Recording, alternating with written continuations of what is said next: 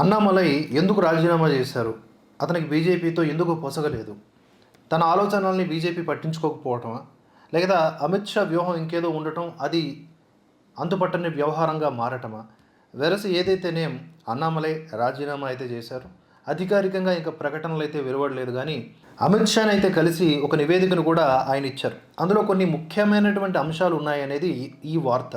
ఏమిటి అంటే 2024 లోక్సభ ఎన్నికల్లో 11% ఉన్నటువంటి బీజేపీ ఓట్ల శాతం ఇటీవల జరిగినటువంటి అసెంబ్లీ ఎన్నికల్లో 3% పడిపోవడానికి ఈ అన్నా డిఎంకే పార్టీతో పెట్టుకున్నటువంటి కూటమే ప్రధాన కారణమని, ఇది ఒక తప్పుడు నిర్ణయమని అన్నామలై ఆ నివేదికలో చెప్పారంట, పాయింట్అవుట్ చేశారంట. 2021 అసెంబ్లీ ఎన్నికల్లో 4 ఎమ్మెల్యేలు ఉన్నారు, కానీ తాజా ఎన్నికల ఫలితాల తరువాత కేవలం ఒకరికే పరిమితం అవడం కూడా ఆయన దీనికి ఉదాహరణగా చూపించారు. గత 4 ఏళ్లుగా అతనికి రాష్ట్ర అధ్యక్షుడిగా అవకాశం ఇచ్చారు. దానికి కృతజ్ఞతలు తెలుపుతూనే పార్టీలో తనని పక్కన పెట్టారు అనే విషయాన్ని కూడా ఆయన నొక్కి చూపించారు. ఆ విషయంలో ఆయన ఆవేదన వ్యక్తం చేశారు.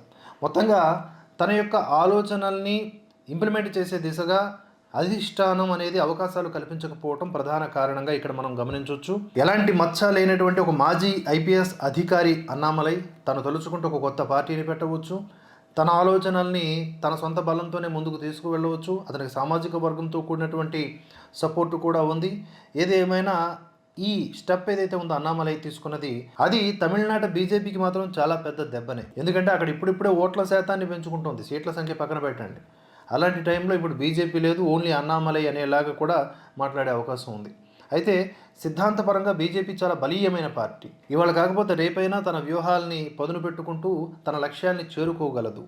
కానీ అన్నామలై తాను అనుకున్నట్లుగా నూతన పార్టీతో గనక ముందుకు వెళ్ళి తనకున్నటువంటి అభిమాన గణంతో యువకులందరినీ కూడా ఉత్తేజపరిచి ముందుకు వెళితే కనుక టీవీకే విజయ్కి ఒక ఆల్టర్నేటివ్ పార్టీగా ఆయన నిలబడే అవకాశం ఉంది. చూడాలి.